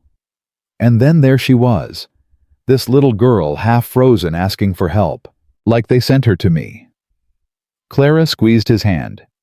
Maybe they did. Maybe. He looked back at the graves. I want to introduce you to them, properly, before Sarah's parents arrive. I'd like that. Caleb crouched down and brushed snow from the headstones. Sarah Rosie, this is Clara. She's going to be my wife. And those 2 girls in the cabin, Lucy and little Sarah, they're going to be my daughters. His voice broke. I'm not replacing you. I could never replace you. But I can't live in the dark anymore. I hope you understand. Clara knelt beside him. I promise to take care of him, she said to the graves. I promise to remind him that he's loved. And I promise to tell your story to my daughters so they know about the woman he loved first, the family that made him who he is. Caleb wept. Clara held him. The stars wheeled overhead, silent witnesses to grief and grace, intermingling like water and wine. Henry and Jean arrived at noon on a Tuesday. Clara spotted the wagon from the kitchen window and felt her stomach clench. They're here. Caleb went pale. Already. Caleb Stone, if you hide in that barn, I swear to God, I ain't hiding. But his hands were shaking as he pulled on his coat. They walked outside together. Lucy trailed behind, unusually quiet, sensing the importance of the moment. Baby Sarah slept in Clara's arms, oblivious to the tension. The wagon stopped. An older man climbed down first, tall, weathered, with a thick gray beard. His eyes swept over the cabin, the yard, the graves on the hill. Then they landed on Caleb. Nobody moved. Henry. Caleb's voice was barely a whisper. Caleb. The silence stretched unbearably. Clara held her breath. Then Jean appeared around the wagon, a small woman with silver hair and Sarah's eyes. She looked at Caleb, and her face crumpled. Oh, my boy. She rushed forward and threw her arms around him. My sweet boy, I'm so sorry. I'm so sorry we stayed away so long. Caleb stood frozen. Then slowly his arms came up around her. He held her like she was made of glass, like he was afraid she might shatter. I thought you hated me, he choked. Never. We were angry, yes. Grieving. But hate. Jean pulled back and took his face in her hands. We could never hate you. You were her whole world, Caleb. Losing you on top of losing her. It would have destroyed her. Henry approached slowly. He extended his hand. Caleb took it. Welcome back, son, Henry said gruffly. His eyes were wet. Welcome back to the family. The rest of the day was a blur of tears and laughter and stories. Jean couldn't stop holding baby Sarah. She looks just like our Sarah did, she kept saying. The same eyes, the same chin. It's like having a piece of her back. Henry took to Lucy immediately. He taught her card games, showed her how to whittle, and listened with infinite patience as she explained her theory about why horses should be allowed to eat candy. She's something else, he told Caleb that evening. Smart as a whip. Brave too. I heard what she did standing up to that Drummond fellow. She's the bravest person I know, Caleb said. She saved her mother's life, saved all of us, really. Henry nodded slowly. Sarah, our Sarah. She always wanted more children. A big family full of noise and chaos. She would have loved this. I think about that. What she would have wanted. Whether she'd approve. Approve? Henry snorted. She'd be over the moon. That woman had the biggest heart of anyone I ever knew. All she ever wanted was for the people she loved to be happy. He paused. Are you happy, Caleb? Caleb looked across the room. Clara was helping Jean wash dishes, their heads bent together laughing at something Lucy had said. Baby Sarah babbled in her basket. The fire crackled. The room was warm, alive, full. Yeah, he said softly. I think I finally am. The wedding took place 2 weeks later. The whole town came. They packed into the small church until people were standing 3 deep along the walls. Doc Whitmore officiated, his voice steady, despite the tears rolling down his cheeks. Widow Whitmore sat in the front row, dabbing her eyes with a lace handkerchief. Clara wore the silk dress. It fit perfectly, like it had been made for her. Lucy walked down the aisle first, scattering flower petals with more enthusiasm than accuracy. Half of them landed on the preacher. Nobody minded. Then Clara appeared and the room fell silent. Caleb watched her walk toward him, and he felt something shift in his chest. Not grief for once. Not guilt, or fear, or the shadow of all he'd lost. Just love. Pure, overwhelming, terrifying love. Dearly beloved, Doc Whitmore began. "Wait!" Lucy's voice rang out. Everyone froze. Clara's heart stopped. "I forgot something important." Lucy ran to the front of the church and produced a folded piece of paper from her pocket. "I wrote vows. Can I read them?" Doc looked at Clara. Clara looked at Caleb. Caleb shrugged helplessly. "Go ahead, sweetheart," Clara said. Lucy cleared her throat importantly. "Dear God and everyone, my name is Lucy Bennett, and I'm almost 7. Today my mama is marrying Mr. Caleb, who I get to call Papa now. I want everyone to know that Papa saved our lives. He came out in the snow when nobody else would. He delivered my baby sister with his own hands. He punched a bad man in the face for us. And he taught me that even sad people can be happy again if they just let somebody love them." Clara pressed a hand to her mouth. Caleb's shoulders shook. Lucy continued, "I used to pray for a papa. A real one, not like the one I had before. And God sent me Mr. Caleb. So I want to make some promises too. I promise to be a good daughter. I promise to help with chores and not complain too much. I promise to love Papa and Mama and baby Sarah forever and ever. And I promise that when I grow up and have my own family, I'll tell them this story." About the night I knocked on a stranger's door and how everything changed. She folded the paper and looked up at Caleb. "Is that okay? Was it too long?" Caleb knelt down and pulled her into his arms. "It was perfect," he whispered. "Absolutely perfect." The ceremony continued. Vows were exchanged. Rings were placed. And when Doc Whitmore finally said, "You may kiss the bride," Caleb pulled Clara close and kissed her like the whole world was watching, because it was. The reception spilled out of the church and into the street. Someone produced a fiddle. Someone else produced whiskey. People danced and laughed and celebrated until the stars came out. Clara found herself standing at the edge of the crowd watching her husband twirl Lucy in circles, while baby Sarah clapped her hands from Jean's arms. Husband. The word still felt strange. Wonderful, but strange. "You did good." Widow Whitmore appeared beside her. "That man was dead inside before you came. You brought him back to life." "He brought himself back. All I did was knock." Sometimes that's all it takes. One knock, one moment of courage, and everything changes. Clara watched Caleb laugh at something Lucy said. He looked younger now, lighter, like the weight he'd carried for 6 years had finally lifted. "Thank you," Clara said, "for everything. The dress, the support, accepting me when half the town wanted me gone. This town needed a wake-up call. You gave them one." Widow Whitmore patted her arm. "Now go dance with your husband. You've earned it." Clara walked across the street and tapped Caleb's shoulder. "Mind if I cut in?" Lucy groaned. "Fine, but I get him back after." "Deal." Caleb pulled Clara into his arms. They swayed together as the fiddle played something slow and sweet. "Happy?" he asked. "Terrified." "That's not the same thing." "No, but it's close." She looked up at him. "I keep waiting for something to go wrong, for the other shoe to drop. After Thomas, after everything." "I know." He held her tighter. "But here's the thing about shoes. Sometimes they just stay on. Sometimes life decides you've suffered enough and gives you a break." "Is that what this is, a break?" "I prefer to think of it as a beginning." He kissed her forehead. "Our beginning." 1 year later.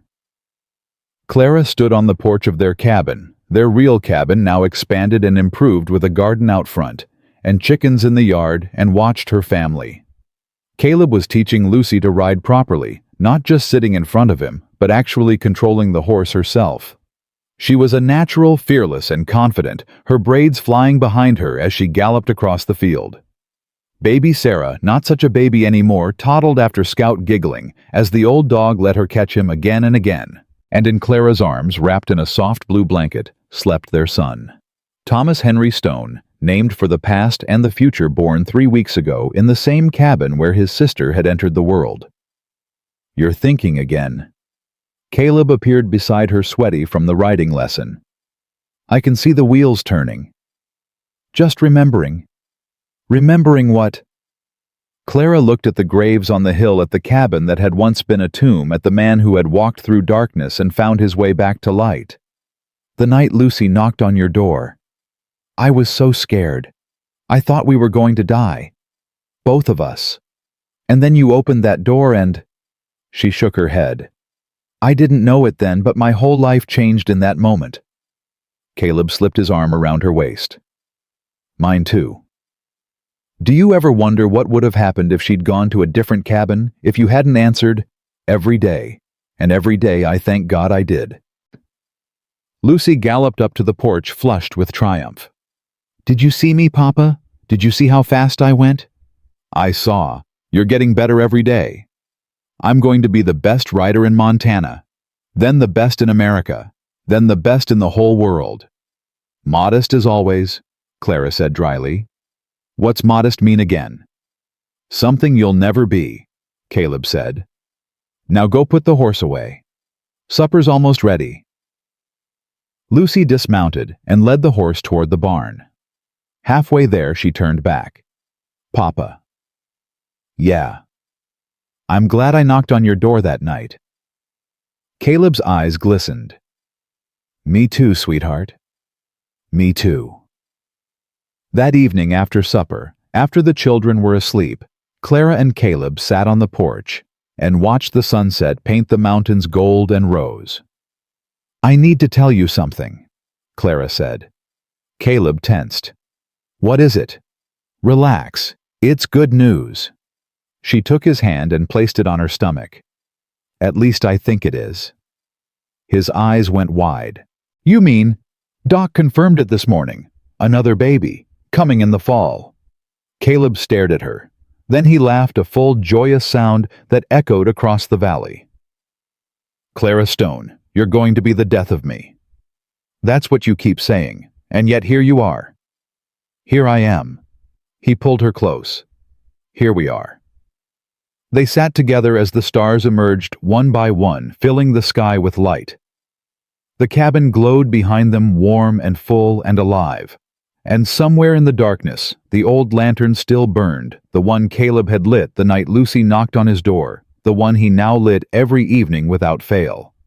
Not because he had to, because he wanted to, because light once found should never be hidden again. And so the story ends as it began, with a knock, a door, and a choice. But this time, the door stays open. This time, the light stays on. And this time, the family that was broken finds itself whole again. Not perfect, never perfect, but whole. And in the end, that's all any of us can hope for. One knock changed everything. One moment of courage turned strangers into family. One man, broken by grief, learned to love again. And one little girl, brave, fierce, impossible.